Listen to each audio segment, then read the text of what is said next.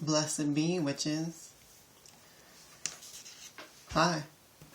Today I want to talk about the witch's pyramid, which is what I would like to call the inner foundation of spell work and of magic in general. And I will also like to point out in this video I'm going to be sharing my own personal understanding of the witch's pyramid. But I do invite you and recommend you to definitely go out and do your own research and come to your own understanding on it. Now, the witch's pyramid has 4 sides, and it's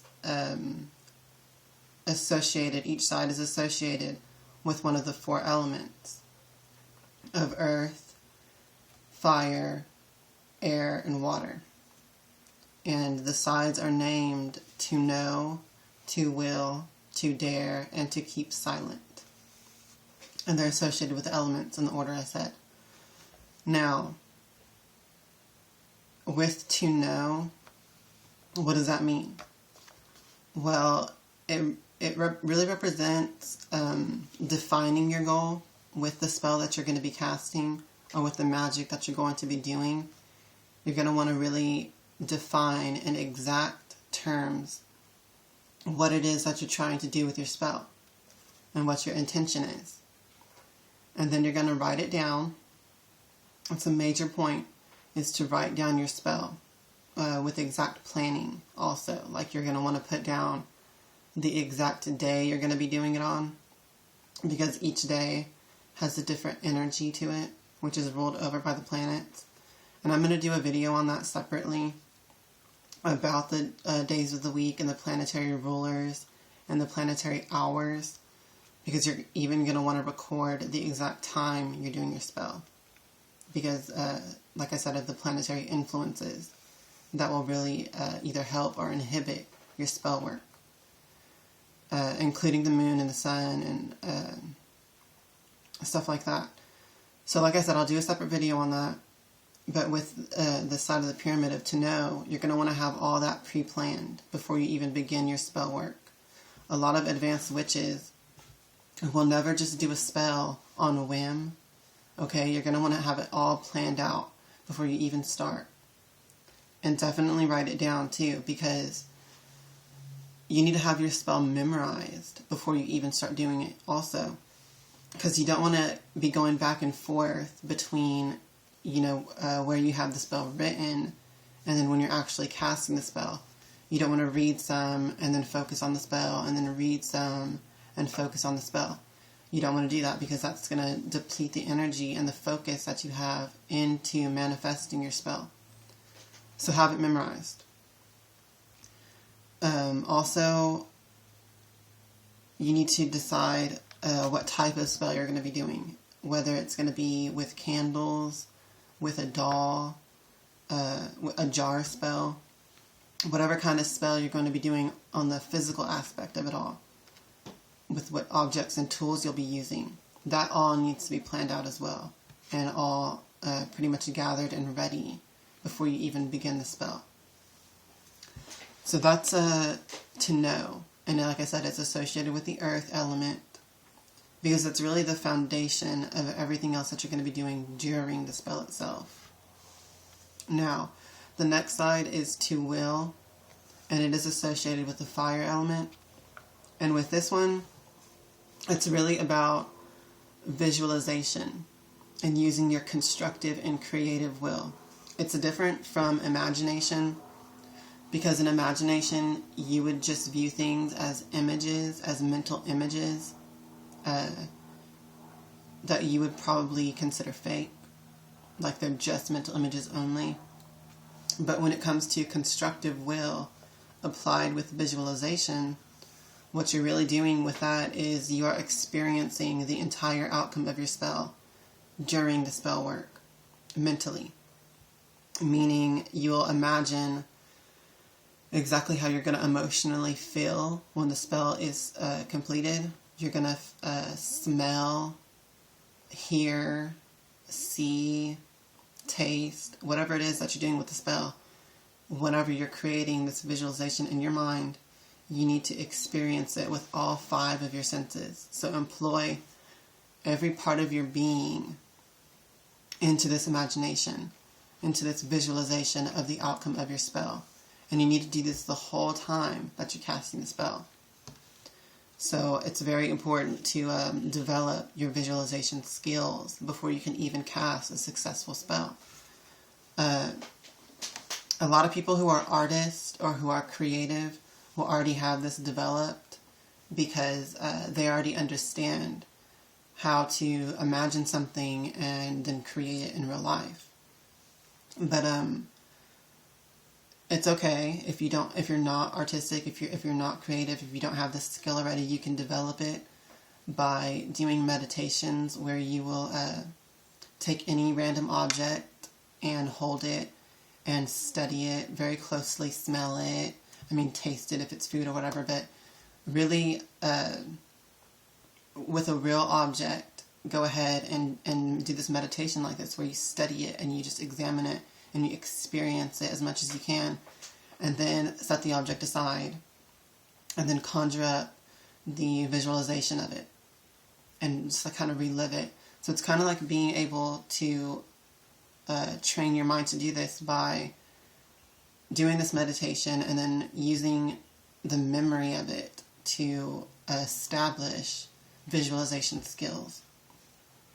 But once you start to do that, you can then develop it to just like visualize anything that you want and really try to get yourself to experience it completely, 100% mentally. And another thing too, when it comes to this, you don't need to visualize the outcome of your spell as if it's a future event during the spell work. You need to visualize it as if it is reality in that moment. Even though like with your real body, you'll be casting the spell or whatever and working with whatever you're working with the objects. In your mind, you have to live the visualization that you've already accomplished the spell and you already have what you wanted and what your intention was and what your goal was. And you're already experiencing it in your mind. Because what that's going to do is it's going to imprint that reality that you're creating in your mind onto the objects you're using with the spell. And it's really going to bring it into manifestation. Now the next step is to dare, and this one is associated with the air element. And if you do not know, the air element rules over the mind and the mental realms. So what this side is associated with and what it rules over is really mental discipline. You're going to want to be able to focus 100% with your mind on the spell work. So this means having no doubts or fears or worries or concerns. All of those things arise in your mind when you think about things. So you're going to want to be able to have your mind disciplined enough to where none of that enters into your mind. There's no distractions. None of that comes into your mind because you're disciplined enough to focus only on what you're trying to do. That way you can employ your constructive willpower without any distractions. Now this also has to do with faith. That's like the main way that you can really have mental discipline to not have those fears and doubts come into your mind during the spell work, is if you just have faith, really. So it's really important to do that. Another thing with to dare in the air side of the pyramid is you need to be able to use the spoken word in your spell work. So there's sometimes when you don't have to use words for a spell, but once again I would kind of define that as saying that's just using magic then. That's not an actual spell. But when it comes to a spell, you really need to use words. And since words communicate to your mind, to your brain or whatever, then this falls under the air element and to dare. You need to use words that are emotionally evocative to you. So like whatever is going to get the most response out of you is what you're going to want to choose for the words of your spell. This is why, like, once again, a lot of advanced witches will not use spells that are like from books or whatever, unless that really touches on their emotions and evokes their emotions personally. You really want to write your own spells and use your own words, because each person has different emotional attachment to each word. So, and you're going to know the best for yourself what is the most emotionally evocative words to you. So you really need to choose your own words for your spells, and you definitely need to use that in the spell work. Okay, now the next side is to keep silent. Now this is, and it's associated with water, and now this is one of the major parts of spell work that people fail on because they don't really understand this part, or it's why it's needed. You want to keep your spells secret. Don't share it. And the reason why is because whenever you're telling someone about your spell, their thoughts and their feelings towards it will affect your spell work. Now, of course, you can do spells with other witches and with other practitioners of magic, and that's fine as long as the intentions are really the same as yours. I mean, even if it's just off by a little bit, even if the other person's intention is just barely off, it can really diminish the power of your spell. So don't really include other people in your spells unless you're absolutely sure that they're having the exact same intentions as you. Another thing is to keep it from the ears of the profane, or from the minds of the profane, really, because some people will be wishing failure to you.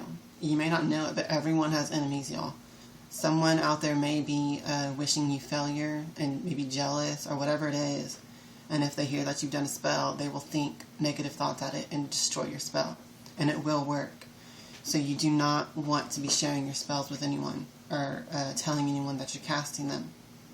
Another main reason for that is that whenever you cast a spell, what you're really doing is you're raising up energy or calling down energy from a higher source or whatever, depending on whether you're doing the spell from your own inner power or whether you're calling on other forces.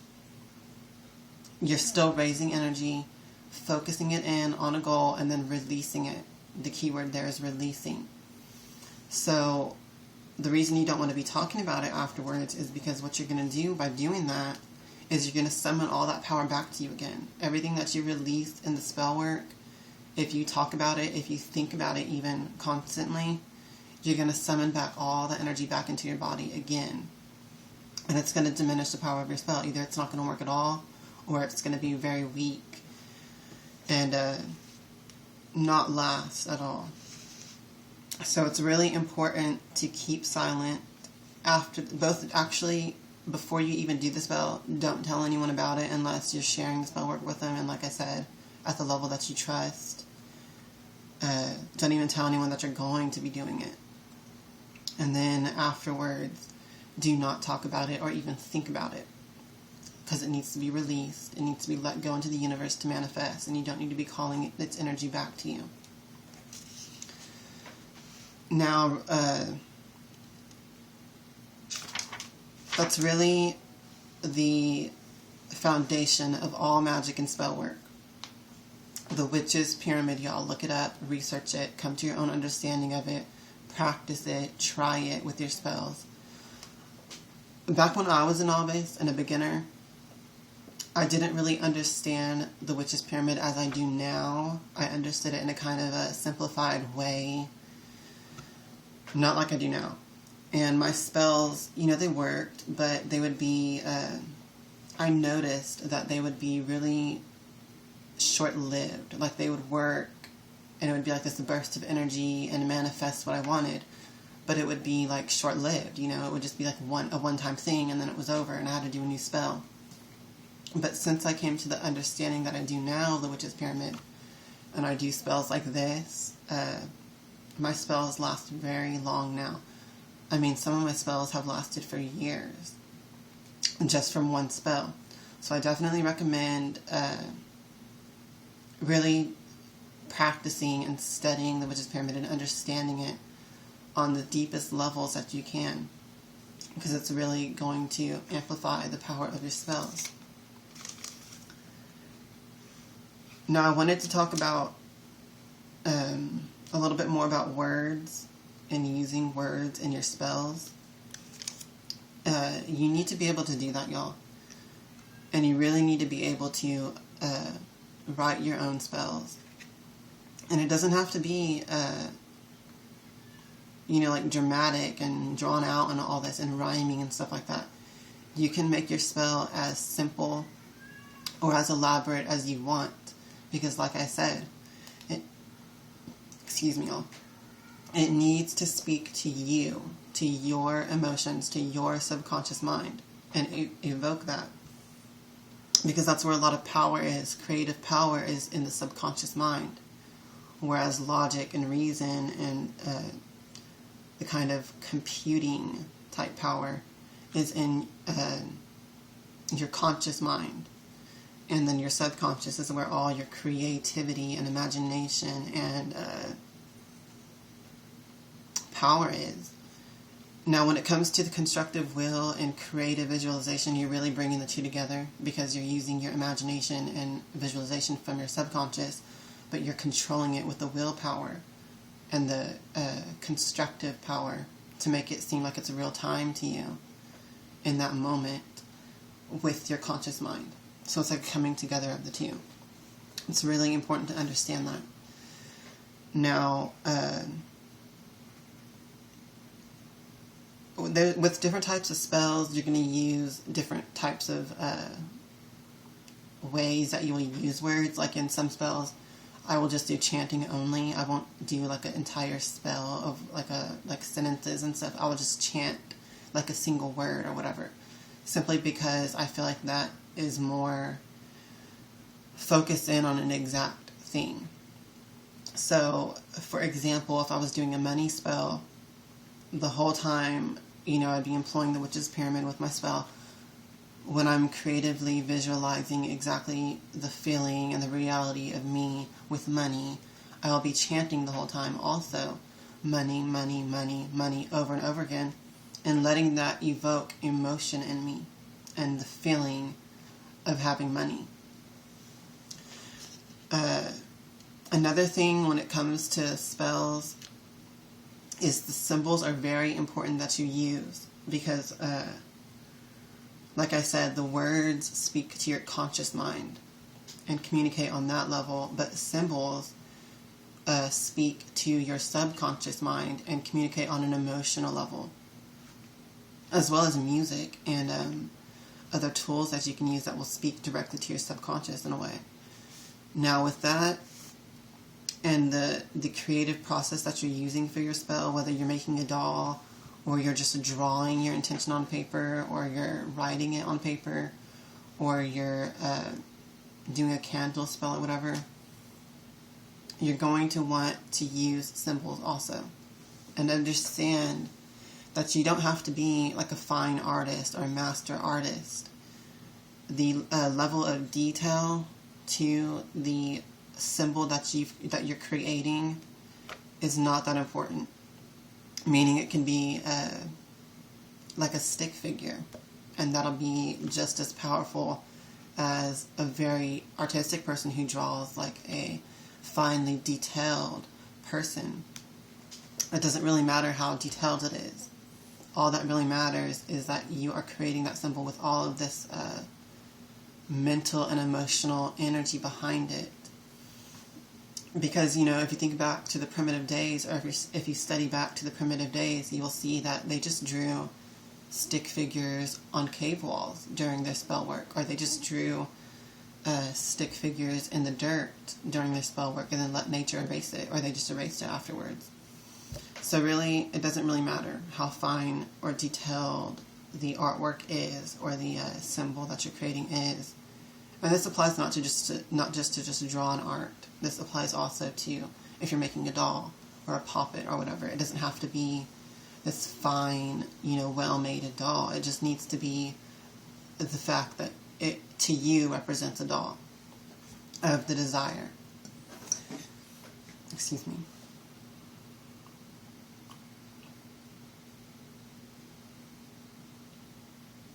I got some my new cup. I got this at H-E-B. I don't know if there's H-E-B where you live, but in Texas, we have a store called H-E-B. So if y'all live in Texas, these fucking cups are awesome. I love the, what do they call that? The Dia de los Muertos skull. I love that. It's beautiful. What else did I want to add to this spell work video?